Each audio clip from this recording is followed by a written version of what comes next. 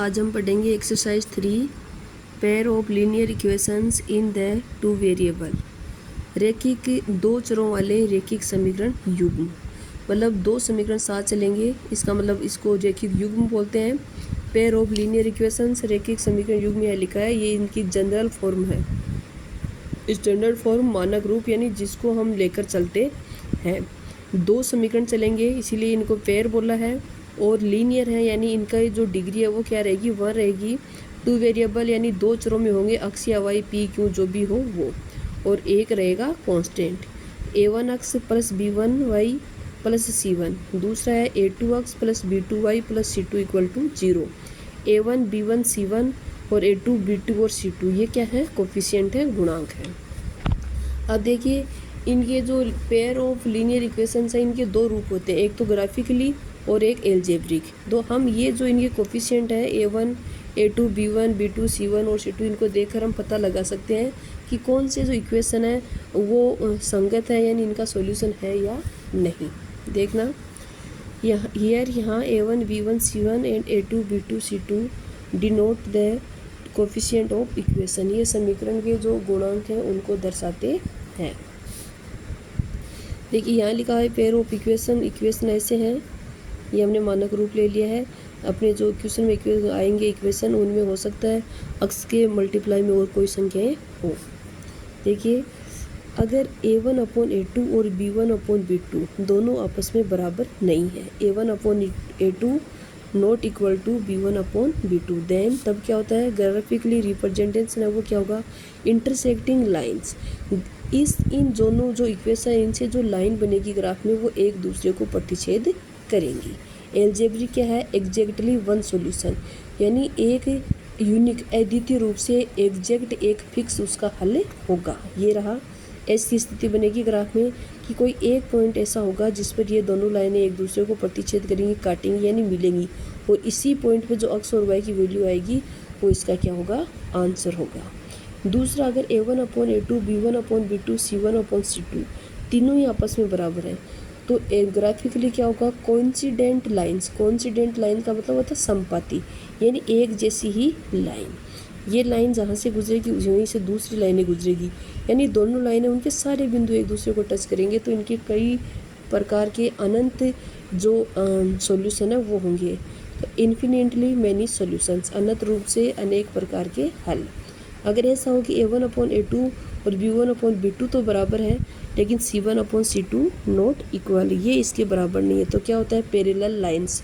जो लाइन है वो क्या होती है, ग्राफ में एक दूसरे के पैरेलल होती है, समांतर होती है, यानी कोई भी बिंदु टच नहीं होगा दोनों लाइनों का, तो इसका कोई सॉल्यूशन नहीं होगा, नो सॉल्यूशन। ओके, अब देखिए एक्सरसाइज 3.1, इस बार आपके कोर्स में कुछ एक्सरसाइज कुछ टॉपिक हट गए हैं, जो कोर्स में है हम वो पढ़ रहे हैं। ये एक्सरसाइज पहले कोर्स में 3.2 थी, ठीक है, और इस बार ये 3.1 है।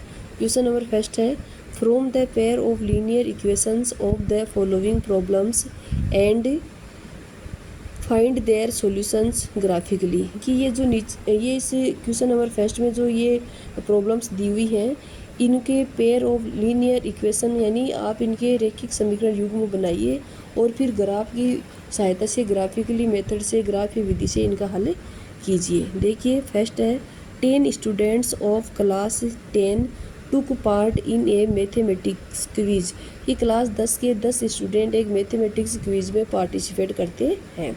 इफ़ यदि the number of girls is 4 मोर, अगर लड़कियों की जो संख्या है वो 4 ज़्यादा है, then the number of boys, लड़कों की संख्या से, find the number of boys and girls who took part in the quiz, बताइए क्विज में भाग लेने वाले लड़कियों और लड़कों की संख्या कितनी है।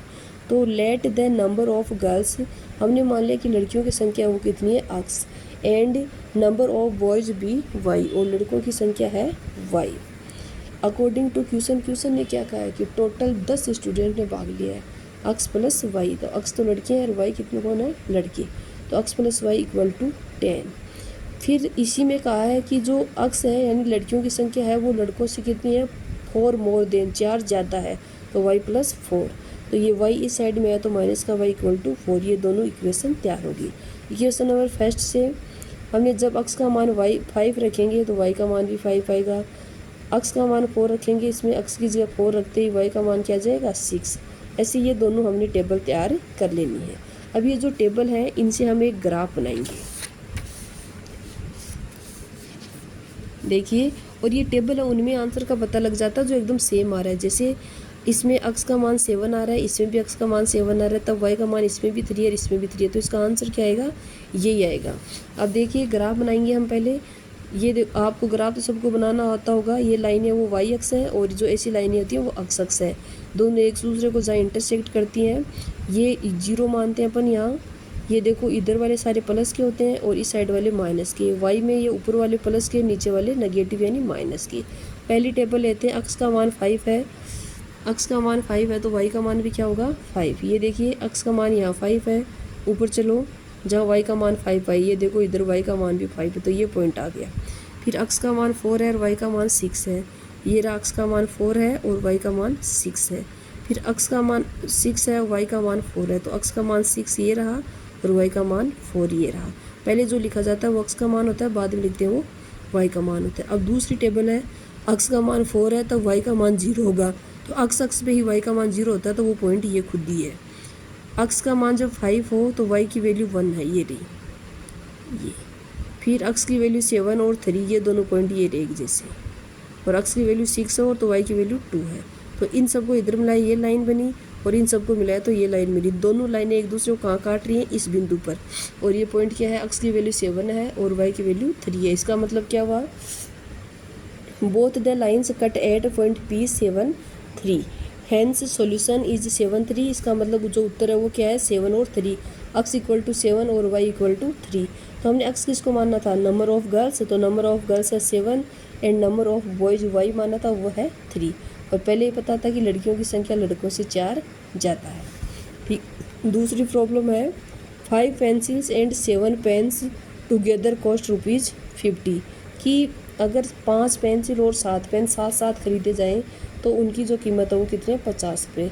Wears 7 pencils and 5 pens together cost ₹46। और दूसरी जगह जो 7 पेंसिल हैं और 5 पेन है उनको एक साथ खरीदा जाता है तो 46 रुपये लगते हैं। Find the cost of 1 pencil and that of 1 pen, तो एक पेंसिल और एक पेन की क्या वैल्यू है या क्या कीमत है। लेट माना cost of 1 pencil be x rupees and cost of 1 pen be y rupees. ठीक है, पेंसिल की एक्स रुपये, एक पेंसिल के और पेन के हमने मान लिया वाई रुपये। अकॉर्डिंग टू क्वेश्चन, अगर एक पेंसिल के एक्स रुपये हैं तो 5 पेंसिल के 5 एक्स और 7 पेन्स हैं तो एक पेन का जो खर्चा है कॉस्ट है वो वाई है, तो 7 का कितना हो गया 7 वाई, 5 एक्स प्लस 7 वाई, और इनको ऐड करेंगे तो कितने रुपये लग रहे हैं 50। ऐसे ही सेकंड जो स्टेटमेंट है उससे 7 x plus 5 y equal to 46। From equation number 1 y की वैल्यू क्या आ जाएगी इसमें, ये 5 एक्स इधर जाएगा तो 50 माइनस 5 एक्स अपॉन 7। ऐसे इसे हम ये टेबल बनाएंगे। जब एक्स की मान 3 रखते हैं तो 5 इंटू 3 15 में से 50 में से 15 जब हम हटाएंगे तो कितना बचेगा 35, और 35 को 7 से डिवाइड करेंगे तो 5। ऐसे हम 10 की जगह एक्स की जगह 10 रखा तो वाई की वैल्यू 0 आई, -4 रखा तो 10 आई। ऐसे इक्वेशन नंबर सेकंड से करना है। एक्स की वैल्यू यहाँ रखते जाएंगे और वाई की वैल्यू आती जाएगी। एक्स की वैल्यू 3 रखी तब वाई की वैल्यू 5 आई, एक्स की जगह 3 रख दो, 7 3 जा 21 और 46 में से 21 निकालो तो 25 बचेंगे। 25 को 5 से डिवाइड किया तो 5, फिर ऐड रखिए देख लो, -2 रखिए देख लो। ठीक है, सेम ऐसे ही फिर हमने इसका ग्राफ बनाया।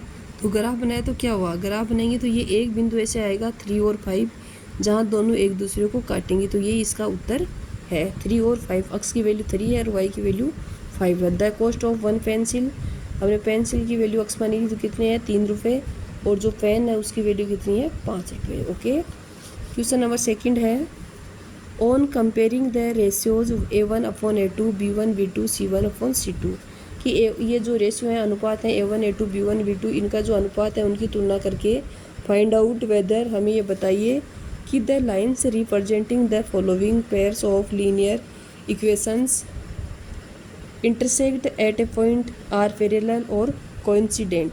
कि इनके जो रेशियो है इनकी तुलना करके ये बताइए कि ये जो लीनियर पेयर है इनसे जो लाइनें बनेंगी वो एक पॉइंट पे इंटरसेक्ट करेंगी या पैरेलल होंगी या कोइंसिडेंट का मतलब संपाती होंगी। ठीक है, फर्स्ट इसमें 4-5 पार्ट हैं, आप एक अच्छे से समझ लो, सारे ऐसे ही हैं। 5x माइनस के 4y plus 8 equal to 0, 7x plus 6y minus का 9 इक्वल टू 0। हमने a1x plus b1y plus c1 पढ़ा था, a2 b2 c2 भी पढ़ा था। अक्स के जो गुणा में वो a1 है पहले में, दूसरे में वो a2 है। तो a1 की यहाँ वैल्यू है वो है 5 और जो a2 की वैल्यू है वो 7, b1 की वैल्यू है -4 और b2 की वैल्यू है 6, c1 की है 8 और c2 की है -9। अब हम रखेंगे a1 अपॉन a2, तो a1 5 है, a2 7 है।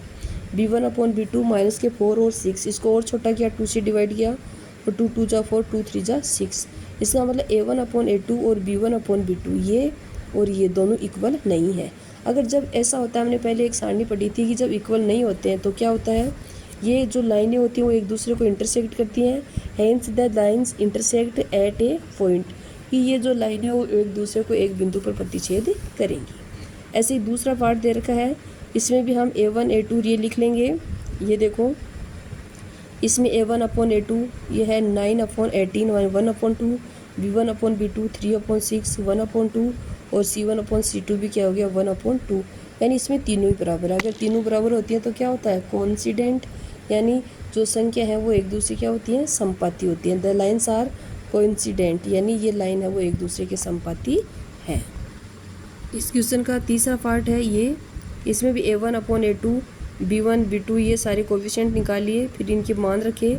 इसमें क्या होता है, a1 अपॉन a2 और b1 अपॉन b2 तो इक्वल है, लेकिन c1 upon c2 not equal. सो क्या आएगा, द लाइन्स आर पैरेलल, कि संख्या वो रेखाएं हैं वो एक दूसरे के समांतर हैं, और समांतर होती है तो कोई हल नहीं होता है क्योंकि कोई भी बिंदु एक दूसरे को टच नहीं करता है। So the pair of linear equation has no solution, तो ये लीनियर पेयर है वो कोई हल नहीं रखता है। अब है क्वेश्चन नंबर 3, सेम ऐसा ही ये है, ऑन कंपेयरिंग द रेशियो, इन रेशियो का जो कंपेरिजन करके find out whether following pair of linear equations are consistent और अनकंसिस्टेंट। अनकंसिस्टेंट और कंसिस्टेंट का मतलब क्या है कि संगत है या असंगत। तो जिसका हल होता है वो तो संगत होगा और जिसका हल नहीं है वो असंगत होगा। यानी जो कोई सॉल्यूशन रखता है वो तो है कंसिस्टेंट और जो सॉल्यूशन नहीं रखता है वो है अनकंसिस्टेंट।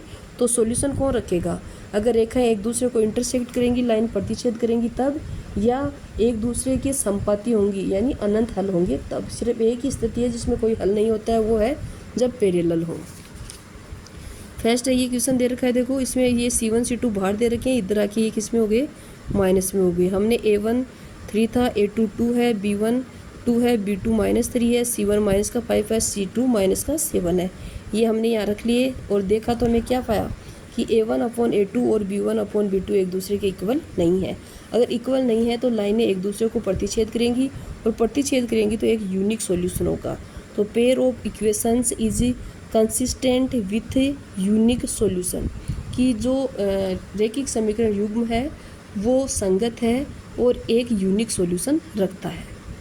दूसरा ये है, इसमें भी हमने ये देखो ये 8 है वो इस साइड में था तो इक्वल टू के इधर आते ही माइनस का हो गया, 9 भी इधर आते ही माइनस का हो गया।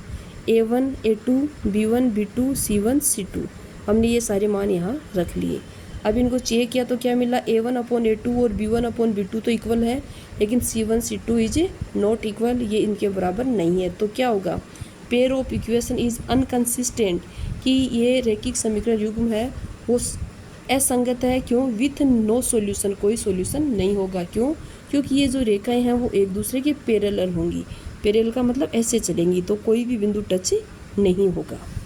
फिर ये तीसरा है, इसमें देखो थोड़ी ये रेशनल नंबर आ गए। a1 क्या है 3/2, हमने सीधा ही रख लिया a1 अपॉन a2, 3/2 और a2 क्या था 9 था तो अपॉन 9। इसको हल किया 3 3 जा 9 तो 3 × 2 6। ऐसे b1 अपॉन b2 को, क्योंकि जो b1 है वो है 5/3 और b2 है -10, ये इसको हल किया ये आया। इसका मतलब a1 अपॉन a2 और b1 अपॉन b2 वो दो एक दूसरे के इक्वल नहीं है और इक्वल नहीं होती हैं तो क्या होता है, लाइंस इंटरसेक्ट ईच अदर, एक दूसरे को प्रतिच्छेद करती हैं और एक यूनिक सॉल्यूशन होता है। इसका मतलब हल तो है ही, तो ये कंसिस्टेंट है। Pair of equation is consistent with unique solution. ये देखिए इसका फोर्थ पार्ट है, सेम टू सेम इसमें भी ऐसे ही करना है। A1 A2 C1 C2 ये सारी लिख लिए इसमें। ये देखिए A1/A2 B1/B2 C1/C2 सारे एक जैसे हैं। -1/2 -1/2 यानी सारे जो रेशियो हैं वो इक्वल हैं। इक्वल होता है तो क्या होता है, कंसिस्टेंट होता है, यानी संपाती होती हैं। ठीक है, तो इसमें क्या लिखोगे आप, कोई भी सॉल्यूशन नहीं होता है, सॉरी अनंत सॉल्यूशन होते हैं, क्योंकि एक दूसरे के संपत्ति यानी एक दूसरे के ऊपर स्थित ऐसे लाइन, तो सारे बिंदु टच हो रहे हैं जो अनंत बिंदु होते हैं तो अनंत ही हल हो गए। तो pair of equations is consistent, यानी रैखिक समीकरण युग्म है वो संगत है। विथ इन्फिनेटली अनंत रूप से मैनी सॉल्यूशन, कई सॉल्यूशन, अनंत रूप से कई प्रकार के अनेक प्रकार के हल रखता है। ये पांचवा पार्ट है इस क्वेश्चन का, लास्ट पार्ट क्वेश्चन नंबर 3 का। A1 है इसमें 4/3, A2 है इसमें 2, B1 है इसमें 2 और B2 है इसमें 3, C1 है -8, C2 है -12 है। ये मान हमने यहाँ रख लिए। ऐसे कैसे देखा तो ये तीनों आपस में क्या थे, बराबर थे। तो ये भी ऐसी बात है कि ये कंसिस्टेंट है with infinitely many solutions. Question number 4 है, which of the following pairs of linear equations are consistent inconsistent. आप ये जो नीचे दिए गए इक्वेशन है, कई पार्ट हैं इसके भी, उनमें से बताओ कि कौन सा कंसिस्टेंट है और कौन सा नहीं है।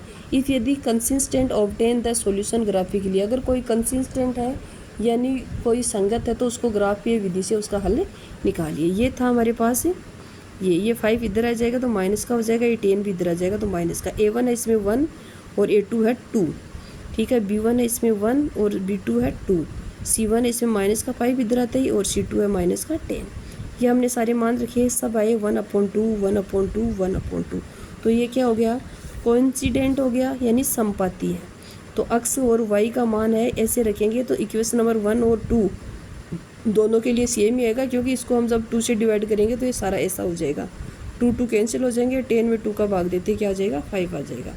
Equation is consistent and the graph represent coincident lines, कि जो समीकरण है वो संगत है और जो ग्राफ है वो संपाती रेखाएं रिप्रेजेंट करता है, यानी ये जो लाइनें हैं वो एक ही सेम बिंदु से होकर गुजरेंगी तो इसके अनंत हल होंगे। ठीक है, आगे वाले इसी के आगे पार्ट हैं वो नेक्स्ट वीडियो में देखेंगे।